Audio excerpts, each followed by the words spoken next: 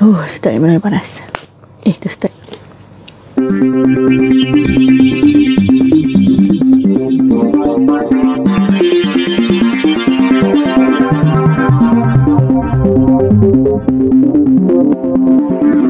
Hai, Assalamualaikum, ahlan wa sahlan, konnichiwa dan selamat datang daripada Take a Peek in Tai Cakap Channel. Nama aku dan kisah benar seram malam ini bertajuk Pindah. Sebelum tu, a'udzubillahi minasyaitonir rajim. Bismillahirrahmanirrahim.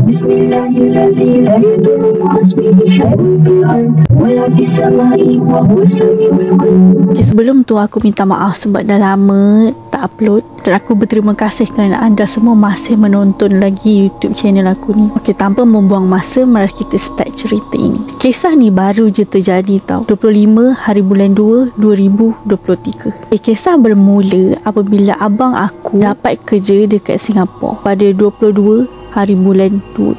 Sebenarnya benda tu dah lama rancang, tapi disebabkan beberapa proses, jadi ia tertunda sehinggalah ke tahun baru ni. Korang bayangkan start kerja hari Isninnya, iaitu pada 27 hari bulan 2 2023. Tapi dia bagi tahu dapat kerja dekat Singapura pada 22 hari bulan, iaitu pada hari Rabu minggu sebelumnya. Benda tu kan like tak sampai seminggu untuk sampai ke hari Isnin tu. So rumah sewa dekat Johor memang tak cari lagi. So bila abang aku dapat tahu benda tu, abang aku pun menggerakan dirilah mencari segala persiapan termasuk rumah sewa. So nak ditakdirkan cerita, rezeki abang aku ada kenal seorang gentleman yang mempunyai kedai makan dekat Johor. Kita namakan abang itu Zahir. Abang Zahir tu pula punya abang ipar kebetulan ada rumah sewa yang akan disewakan selepas raya tahun ni, selepas direnovate. Dan rumah abang ipar kepada abang Zahir ni pada asalnya adalah milik bapa mertua dan mak mertuanya yang telah meninggal dunia. Innalillahi wa inna ilaihi raji'un. So dia nak sewakan rumah tu daripada terbiar je kan. Endekkan cerita, abang Zahir ni bagi abang aku sewa rumah tu. Sebenarnya abang aku ada juga kawan-kawan ni akan menyusul masuk ke Singapura, tapi sebabkan beberapa proses yang perlu dilalui sebab nak masuk kerja Singapura ni, dia kena ada medical check up and so on. Tak tahulah, maybe it depends on company ke apa, tapi company abang aku yang akan abang aku masuk ni, dia ada beberapa proses lah. So beberapa orang kawannya lagi tu, lagi 2 orang ke 3 orang, belum lagi melepasi proses-proses yang perlu dilakukan lah. So setakat ni abang aku sahaja yang alhamdulillah dah berjaya lepas. Jadi pada hari Sabtu tu, 25 hari bulan 2, kita orang semua pun berkemas. Dan kita orang tak betul daripada pagi sebab aku kerja pada hari Sabtu tu. So balik je aku kerja, kita orang terus gerak pergi ke Johor, Skudai. Kita orang satu family naik kereta dan abang aku bawa motor daripada Selangor ke Johor. Sebabnya nak guna motor tu kan untuk masuk ke Singapura. So dia naiklah motor. Aku tahu memang ada option untuk naik train or something, tapi abang aku lebih memilih untuk menaiki motor daripada Selangor ke Johor. Okay, cuti sekolah aku pada waktu tu, so memang jalan jam walaupun hari Sabtu, memanglah weekend kan, so memanglah jam. So kita orang sampai lambat. So abang aku dah sampai dulu, selamat sampai alhamdulillah dekat rumah sewa tu. Rumah sewa tu adalah rumah sewa 2 tingkat. Aku ada upload aku punya preview untuk kisah seram kali ni pada aku punya shorts ataupun video pendek dekat YouTube dan juga TikTok. Yang ni. So ini ada cerita tu lah yang aku nak sampaikan. Aku sebenarnya ada ambil footage ataupun aku ada rakam keadaan rumah tu sejak aku first masuk rumah tu untuk tengok lah. Memang kebiasaan aku ataupun family aku, mak aku kot, kita akan rakam benda-benda yang kita orang jarang lakukan, macam for memories, macam tu. Episod kali ni aku akan potong dalam 2 ataupun 3 chapter, so dia akan jadi series. Aku minta maaf kalau korang rasa ceritaan aku ni tak enjoyable sangat, ada tak perkataan tu. Untuk pengetahuan korang, rumah ni memang dah lama tak ada sesiapa duduk sejak mak bapak mertua abang ipar si abang Zahir, bukan nama sebenar ni, meninggal dunia. Tinggalkan pada tahun 2022 pada bulan Julai ataupun Jun macam tu. So sekarang masa kita orang pergi tu dah bulan 2, maksudnya dah lebih kurang 8 ke 7 bulan macam tu rumah tu ditinggalkan. Tapi abang Zahir ni bukan nama sebenar, dia memang baik lah sebenarnya, sebab dia adalah offer rumah tu, dan dia juga banyak kali minta maaf sebab dia tak sempat kemas rumah tu sampai habis. I mean, siapa je sempat, sebab dia kan kerja, lepas tu meniaga lagi kan. So orang dah bagi tempat tinggal tu memang dah sangat-sangat bersyukur lah. Kita orang sebenarnya tak harap apa-apa pun, as long as ada tempat untuk tinggal abang aku, then it's fine. Macam tu. Bila setiap kali kita pindah masuk rumah, mana-mana rumah baru, obviously macam excited kan nak tengok rumah tu, sebab ada rumah baru, nak tinggal situ macam tu kan. So aku pun ambil lah aku punya kamera dan aku pun rakam lah dekat sekeliling rumah tu. So abang aku pun bawa lah kita orang naik, sebab dia masuk je rumah tu, dia akan nampak ruang tamu dan juga tangga ke tingkat atas. Dan bila kita orang naik je dekat tingkat atas tu, ada 3 bilik tak silap aku dan 1 bilik air. Ya Allah, takut adik. Apa benda lah. Adik ni jahat lah. Oh, tandas di situ. Abang, bilik ni gatal. I dah rasa dah. Kita orang dah minta izin dengan Abang Zahir dan juga Abang Ipar ni, iaitu owner kepada rumah tu, untuk tidur situ satu malam, satu family. Sebabnya besok kan Ahad, gerak pun dah Zohor macam tu kan. So jam, lepas tu sampai memang malam, tak rasa boleh terus balik malam tu juga lepas tinggalkan abang aku dekat rumah tu. Kita orang pun bermalam lah dekat situ satu malam. Dan pada malam tersebut, nampaknya tak seperti apa yang kita orang jangkakan. Malam tu, kita orang tidur berlapikkan kita punya baju-baju yang pagi tadi kita orang guna. Kita orang guna kain pelikat, tuala, baju-baju tudung. Kita orang guna baju-baju yang kita orang pakai pagi tadi tu buat lapik waktu kita orang tidur. Sebab memang tak ada apa-apa dekat bawah tu. Maksudnya perabot tak ada, kapet tak ada, memang lantai yang tile. Macam tu. Kita orang pun memang tak ada apa-apa peralatan untuk membersihkan rumah tu pada waktu tu. So kita orang pun tidur je lah. Maksud aku, yelah, orang dah bagi tidur situ satu malam, memang bersyukur je lah kan. Abang aku ajak pergi kedai RM2 ataupun mana-mana kedai untuk beli apa yang patut untuk persiapan rumah tu. Tapi memang waktu tu semua dah penat dan fikir nak rehat je. So kita orang pun gunalah apa yang ada dan tidur. Pada sesiapa yang tak tahu, channel aku ni mengisahkan tentang kisah-kisah seram yang dialami oleh family aku sendiri. Mostly kebanyakannya daripada pengalaman sebenar yang family aku dan orang-orang di sekeliling aku alami. Dan kalau korang nak cerita korang punya pengalaman seram, korang boleh email dekat aku, letak dekat description dekat bawah. So korang boleh email aku dekat situ dan aku boleh sampaikan dekat channel aku ni kalau korang nak. Sesiapa yang baru first time tengok channel ni, mostly my mom lah, selalu mengalami benda-benda yang kita tak nampak dekat mata kasar. Tapi mak aku bukan jenis yang boleh nampak pun. Aku tak tahu macam mana explain, tapi kalau korang tengok video-video aku sebelum ni, korang boleh faham lah maksud aku. Kita macam boleh detect sesuatu benda tu melalui mimpi. Aku tak tahulah, sebab ada orang cakap ada dari ke-6 semua, sebab ada jin yang berdekatan dengan dia. Sebab kita manusia memang kita tak ada apa-apa kuasa, melainkan ada benda ataupun sesuatu yang luar biasaan yang mendekati kita ataupun yang dekat kita, sedar ataupun tak. Dan kita automatik akan dapat tempias daripada sesuatu benda yang luar kebiasaan tu dekat kita.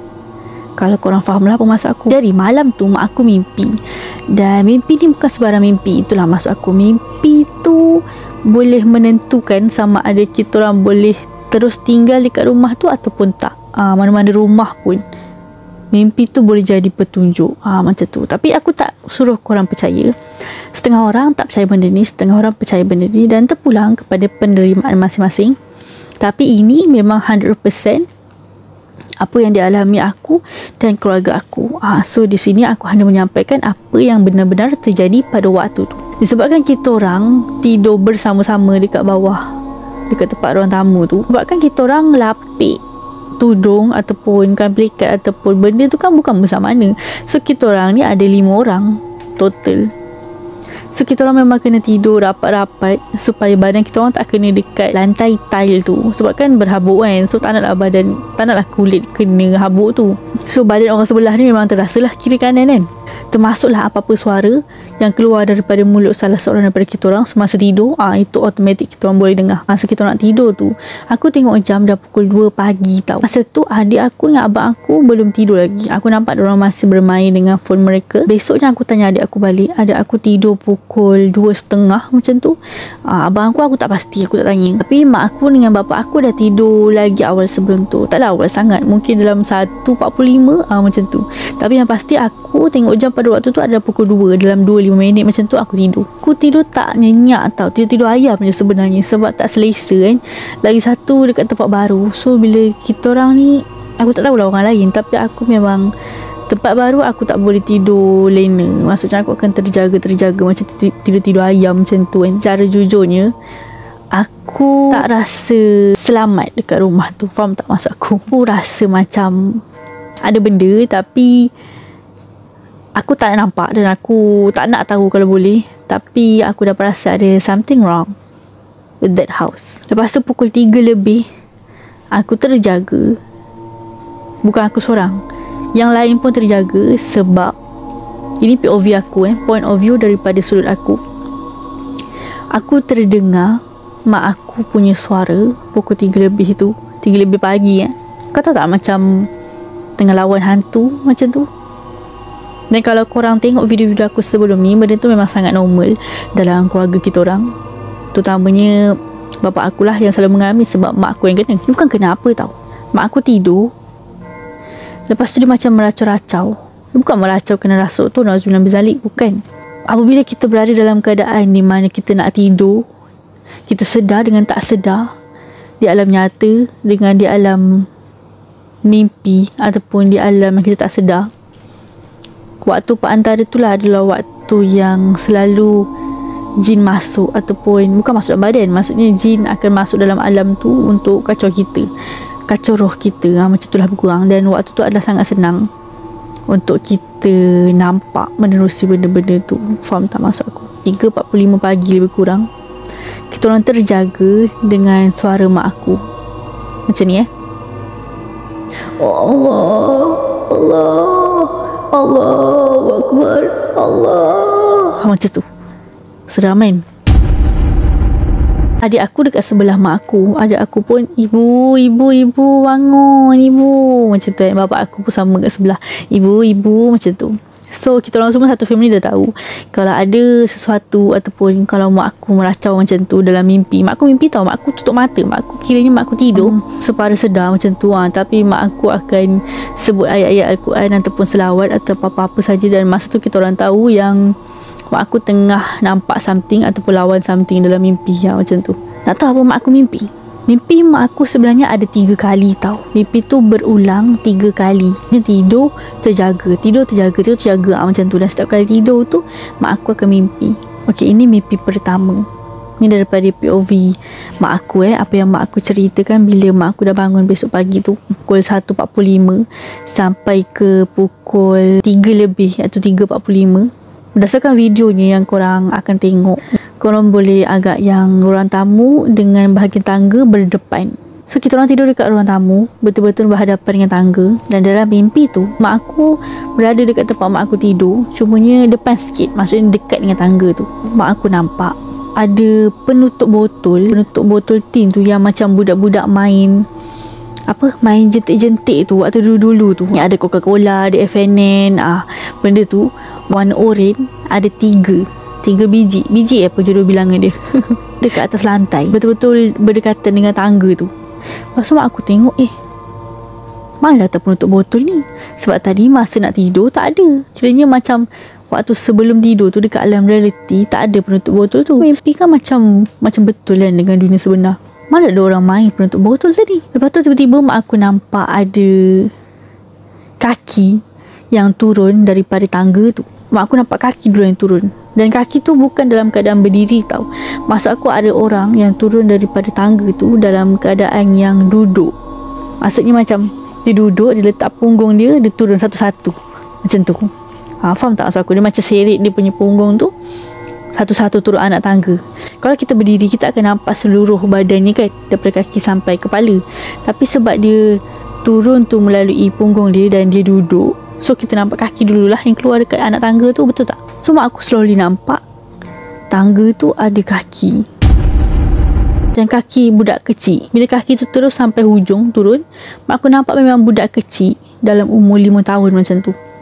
Budak lelaki. Di situ mak aku tahulah bahawa penutup botol tu adalah milik budak lelaki tu. Maksud dia tengah main penutup botol tu, dan dia turun untuk ambil penutup botol tu. Dan dia turun-turun je, dia pun terkejut. Macam dia nampak mak aku.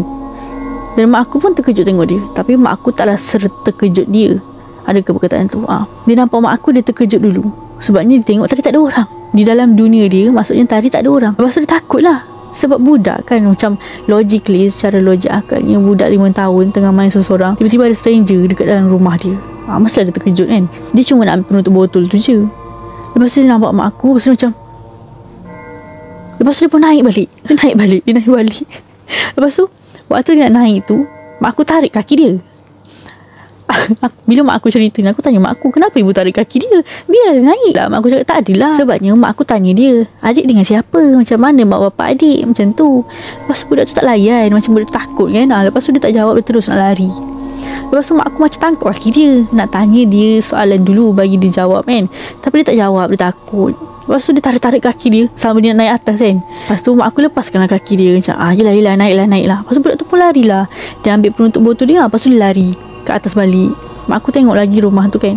Mak aku duduk dekat tempat yang sama, dekat dalam mimpi tu. Tak lama lepas tu, dalam mimpi yang sama, ni masih mimpi pertama tau, mak aku nampak ada sepasang suami isteri ni. Gayanya macam suami isteri. Diorang turun daripada tangga atas tu. Tangga atas juga. Diorang turun, jalan depan mak aku, pergi dekat bilik air. Bilik air lagi satu dekat bawah. Mak aku macam tak tegur lah. Dan diorang pun tak tegur mak aku. Tapi dalam mimpi tu, perempuan tu pakai baju tidur tau. Perempuan tu free hair, takkan tudung, seluar dia paras lutut macam tu, macam baju tidur, macam satu set baju tidur. Suami dia pegang bahu bini dia macam tu. Tapi sebelum suami dia buat macam tu, bini dia tu, isteri dia tu pandang mak aku. Dia macam pelik tau. Sebab ada orang dekat dalam rumah tu. Dia macam, siapa tu bang? Macam tu lalu kurang dia punya gaya dia. Dia cakap dengan lelaki dia. Lepas tu lelaki dia macam buat tak tahu. Dia macam tak payahlah buat tak tahu je macam tu. Lepas tu lelaki dia pegang bahu dia. Lepas tu diorang pun terus jalan pergi ke dapur. Lepas tu hilang. Tak lama lepas tu nampak diorang naik balik atas. Dah lepas mandi ke apa tak tahulah kan. Sebab alam diorang mungkin itu siang, mungkin kita malam lah, kita mana tahu kan. Lepas tu diorang pun naik ke tingkat atas. Lepas tu mak aku terjaga. Mak aku tengok jam, pukul 3.45 pagi. Lepas tu mak aku tengok keliling. Mak aku terdengar ada bunyi air. Lepas tu mak aku kejut bapak aku. Macam bang, bangun. Ada dengar bunyi air tak? Mak aku tanya macam tu. Bapak aku macam, air? Mana ada air? Dah tidur macam tu. Tu mak aku macam, tak ada ke? Telinga aku je ke bunyi air tu? Tak apalah. Lepas tu mak aku tengok anak-anak dia, tengok lelaki dia. Lepas tu mak aku pun sambunglah tidur balik. Masa tu pukul 3.45. Okey, mimpi kedua. Okey, disebabkan cerita ni dah panjang, so aku tamatkan dulu dekat sini. Stay tune untuk episod seterusnya. Aku akan upload video seterusnya untuk mimpi mak aku dan juga apa jadi sebenarnya lepas tu. Part tu sebenarnya lagi ekstrim daripada part 1 dan korang akan tahu di sebalik misteri rumah sewa tu. Stay tune untuk episod seterusnya. Jangan pergi mana-mana. Tunggu cerita aku baby buat banyak ni baru intro. Belum lagi sampai tahap ekstrim. Kalau nak tahu apa yang jadi kat kita orang pada waktu tu, jangan lupa subscribe, tekan button lonceng tu supaya korang tahu bila aku upload video seterusnya. Like, komen apa saja yang korang nak tahu dan juga share. Aku ada juga upload benda ni dekat TikTok. Dan kalau korang nak follow aku punya TikTok, ada dekat bawah punya description. Siapa yang dah email korang punya cerita seram, boleh juga hantar dekat email aku kat bawah dekat description yang sama. TKP Intai Jagat, wujudnya memanggil curiga. Assalamualaikum. أعوذ بكلمات الله التامة من كل شيطان وهم ومن كل عين لامة.